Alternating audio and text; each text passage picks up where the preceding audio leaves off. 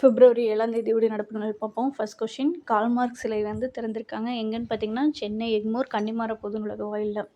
Karl Marx வந்து பொது உடைமை தத்துவ பிதாமகன்னு சொல்லுவாங்க. அவர் சொன்ன கோட் வந்து பார்த்தீங்கன்னா, இழப்பதற்கு அடிமை சங்கிலிகளை தவிர ஒன்றுமில்லை, அடைவதற்கு பொன் உலகம் காத்திருக்கிறது.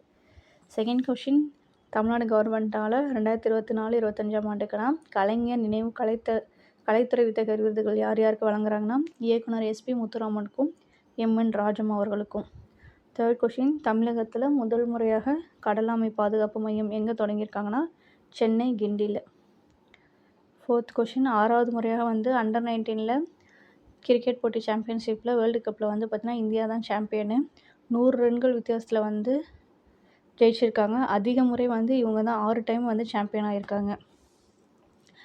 இது யார் அகேன்ஸ்டாக விளாண்டாங்கன்னா, இங்கிலாந்துக்கு அகேன்ஸ்டாக வைபவ் சூரியவன்சி அப்படிங்கிற பிளேயர் வந்து ஒரு இன்னிங்ஸில் வந்து அதிக சிக்ஸர்கள் அடிச்சிருக்காரு. அந்த தொடரில் வந்து 30 சிக்ஸர்கள்ட்ட அடிச்சிருக்காரு. ஃபைனல் மேட்ச்சில் வந்து 175 ரன் தனிநபராக ஸ்கோர் பண்ணியிருக்காங்க. இந்தியா ஓவரால் ஸ்கோர் வந்து பார்த்திங்கன்னா 411. ஃபிஃப்த் கொஸ்டின் ஆசிய துப்பாக்கிச்சூடு சாம்பியன்ஷிப் யார் யார் கோல்டு வாங்கியிருக்காங்கன்னா, அர்ஜுன், விஷால், ருத்ராங்ஸ்.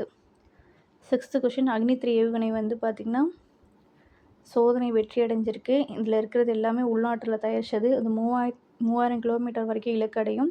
இது இதோட 1500 கிலோகிராம் வரைக்கும் ஆயுதங்களை தாங்கி செல்லும்.